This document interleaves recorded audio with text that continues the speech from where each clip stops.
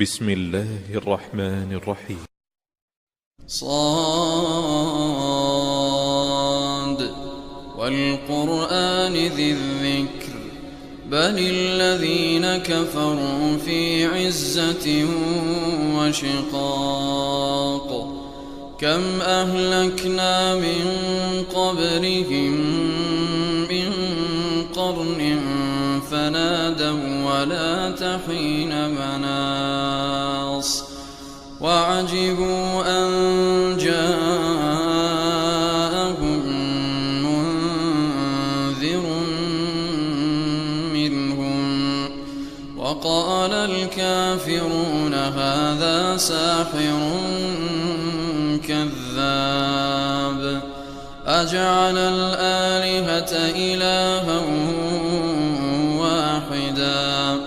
إن هذا لشيء عجاب وانطلق الملأ منهم أن امشوا واصبروا على آلهتكم إن هذا لشيء يراد ما سمعنا بهذا في الملة الآخرة إن هذا إلا اختلاق أأنزل عليه الذكر من بيننا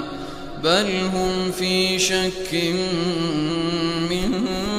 ذكري بل لما يذوقوا عذاب أم عندهم خزائن رحمة ربك العزيز الوهاب أم لهم ملك السماوات والأرض وما بينهما فليرتقوا في الأسباب جند ما هنالك مهزوم من الأحزاب كذبت قبلهم قوم نوح وعاد وفرعون ذو الأوتاد وثمود وقوم لوط وأصحاب الأيكة أولئك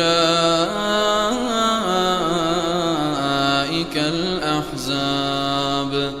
إن كل إلا كذب الرسل فحق عقاب وما ينظر هؤلاء إلا صيحة واحدة ما لها من فواق وقالوا ربنا عجل لنا قطنا قبل يوم الحساب اصبر على ما يقولون واذكر عبدنا داود ذا الأيد إنه أواب إنا سخرنا الجبال معه يسبحن بالعشي والإشراق والطير محشورة كل له أواب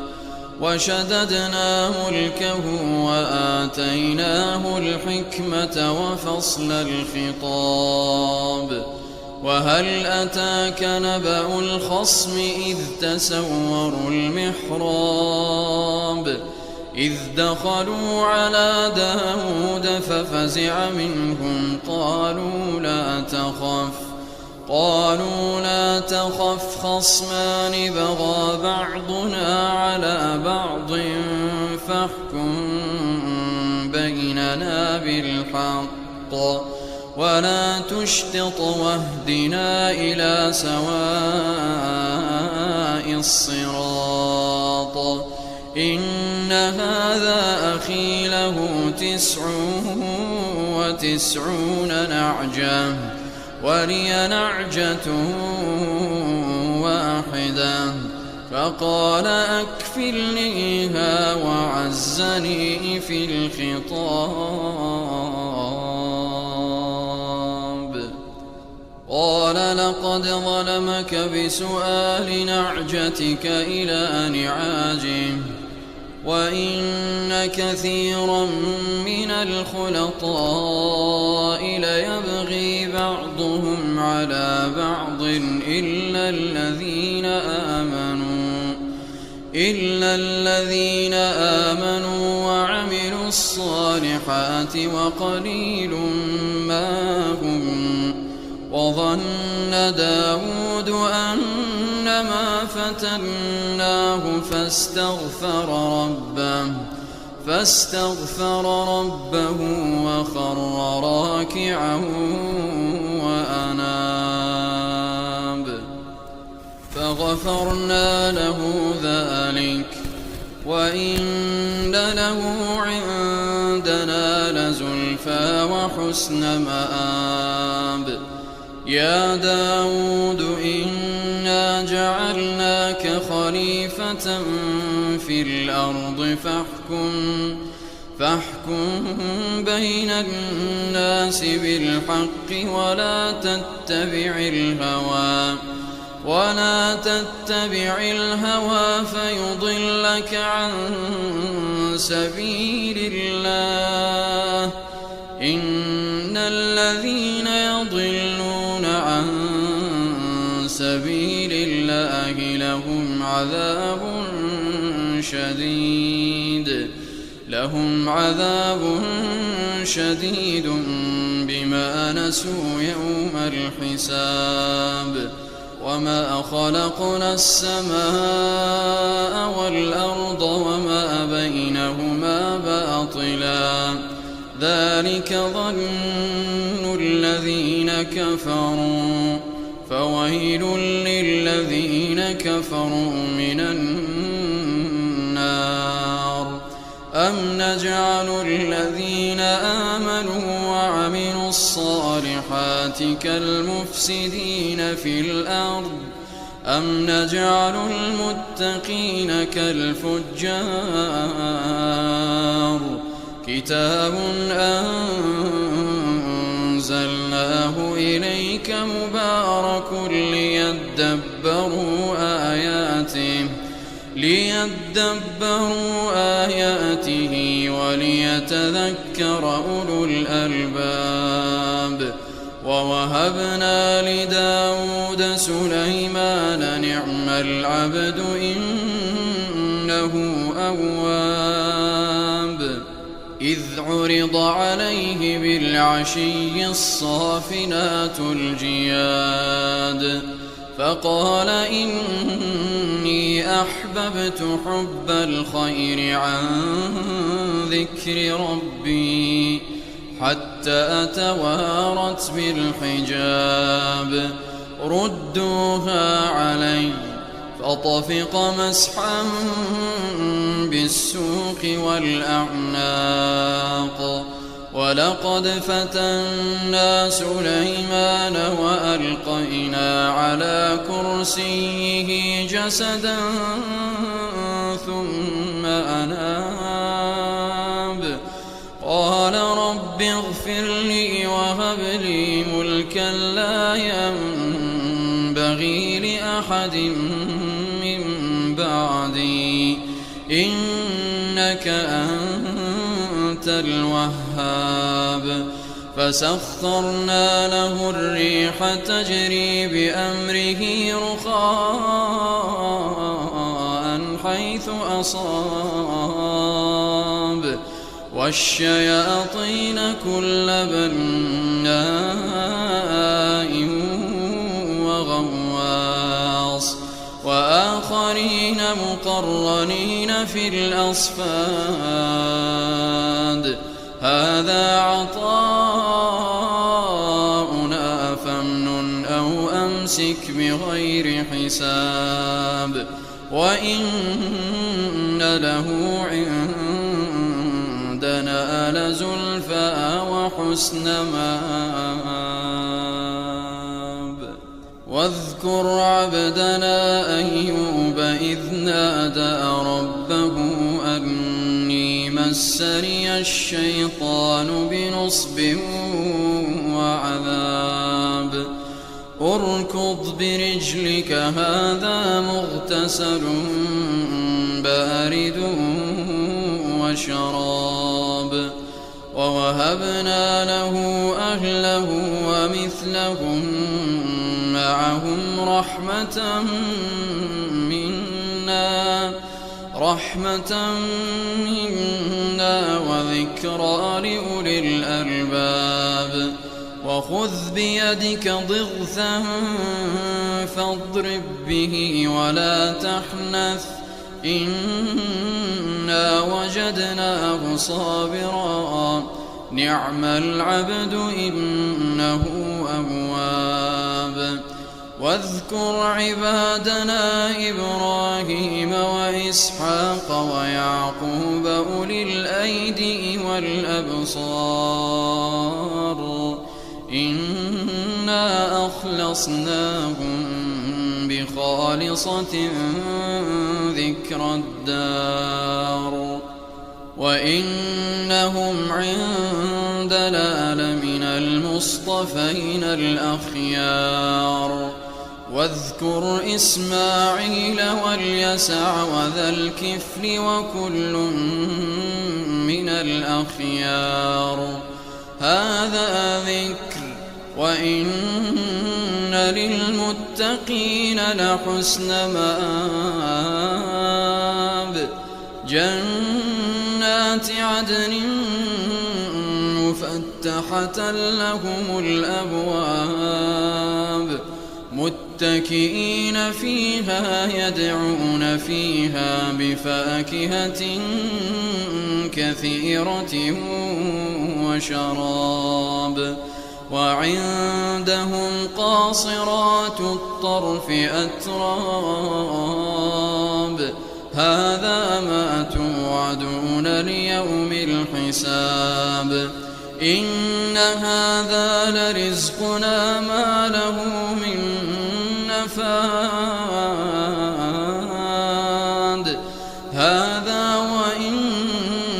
للطاغين لشر مآب جهنم يصلونها فبئس المهاد هذا فليذوقوه حميم وغساق وآخر من شكله أزواج هذا فوج مقتحم معكم لا مرحبا بهم إنهم صالوا النار قالوا بل أنتم لا مرحبا بكم أنتم قدمتموه لنا فبئس القرار قالوا ربنا من قدم لنا هذا فزده عذابا ضعفا في النار وقالوا ما لنا لا نرى رجالا كنا نعدهم من الأشرار أتخذناهم سخريا أم زاغت عنهم الأبصار إن ذلك لحق تخاصم أهل النار قل إنما أنا منذر وما من إله إلا الله الواحد القهار رب السماوات والأرض وما بينهما العزيز الغفار قل هو نبأ عظيم أنتم عنه معرضون ما كان لي من علم بالملأ الأعلى إذ يختصمون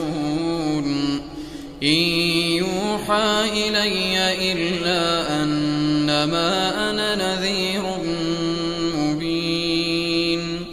إذ قال ربك للملائكة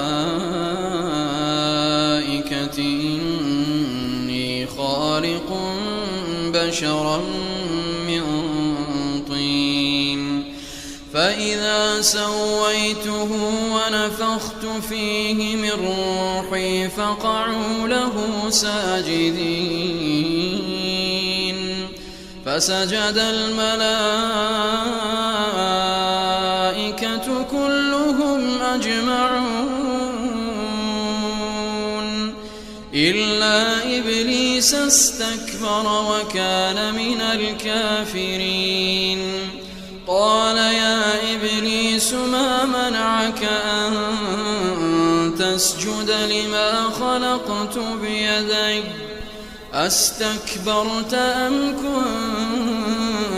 كنت من العالين قال أنا خير منه خلقتني من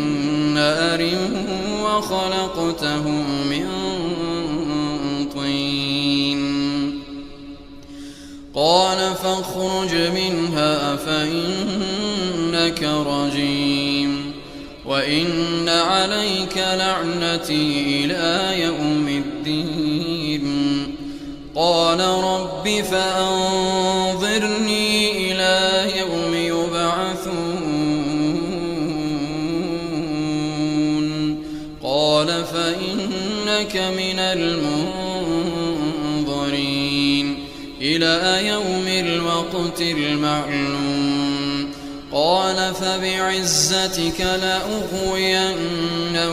أجمعين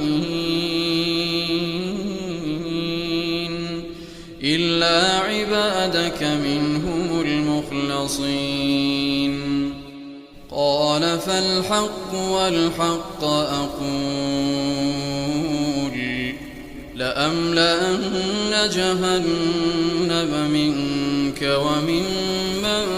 تبعك منهم أجمعين قل ما أسألكم عليه من أجر وما أنا من المتكلفين إن هو إلا ذكر للعالمين ولتعلمن نبأه بعد حين